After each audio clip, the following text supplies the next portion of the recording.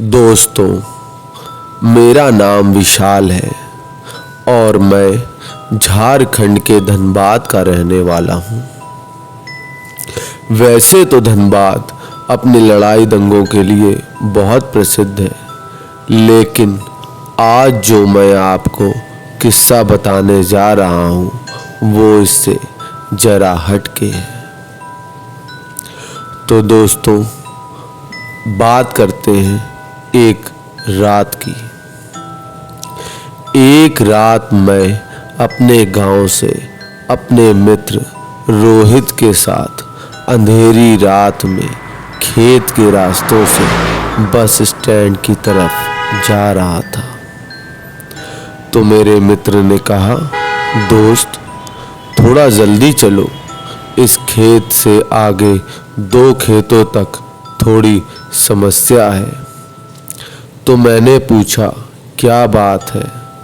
तो उसने बार बार बात को टाल दिया, लेकिन मेरे ज़्यादा दबाव डालने पर उसने पूरा किस्सा उसी रात उसी रास्ते पर सुनाया। बहुत साल पहले अपने गांव से रात को इन्हीं खेतों से एक आदमी गुजर रहा था।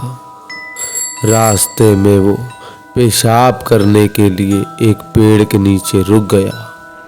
उसके बाद वो जैसे थोड़ा चला, उसे किसी बच्चे के रोने की आवाज़ आई। तो उसने सोचा रात को पहरा देने वाले का बच्चा होगा, लेकिन तभी उसे याद आया कि ये खेत तो राम शेर काका का है, जो 3 साल पहले यहाँ फांसी लगाकर मर गया था।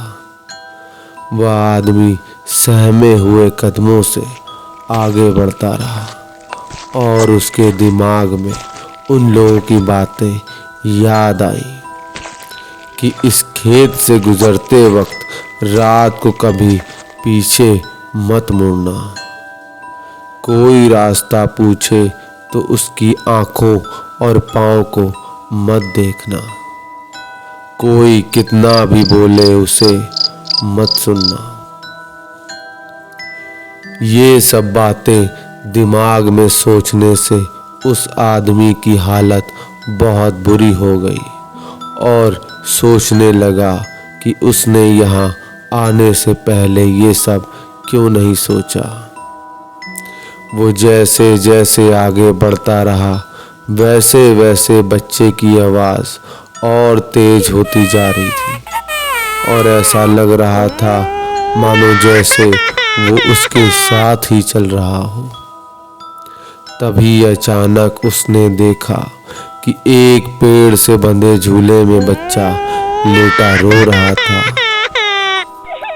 तो डरते हुए उसने आवाज़ लगाई कि ये किसका बच्चा है, लेकिन दाएं और बाएं से कोई प्रतिक्रिया नहीं आई। वो डर के मारे आगे बढ़ गया, लेकिन बच्चे की किलकारी सुनकर उससे रहा नहीं गया और उसने पीछे मुड़कर देख लिया। तो जैसे ही उसने पीछे मुड़ के देखा, वो बच्चा झूले में उसके पीछे पड़ा था। रहम के मारे उसने उस बच्चों को गोद में उठाकर भागने लगा। थोड़ी देर बाद वो बच्चा उसे भारी लगने लगा और देखकर चौंक गया कि उसके पैर लंबे होकर ज़मीन को छूने वाले थे।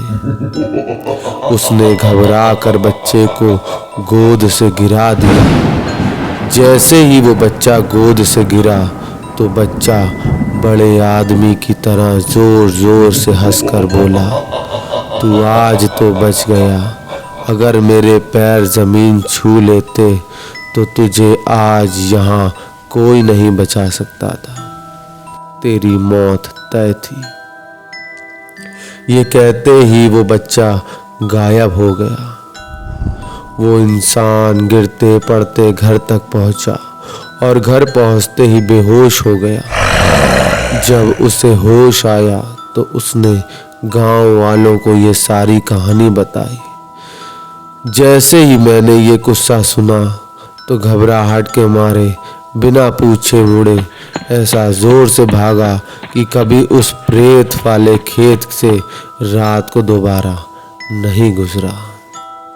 तो दोस्तों, ये वाकया था जिसका नाम था पीछे मत मुड़ना, तुम्हारी मौत तय है।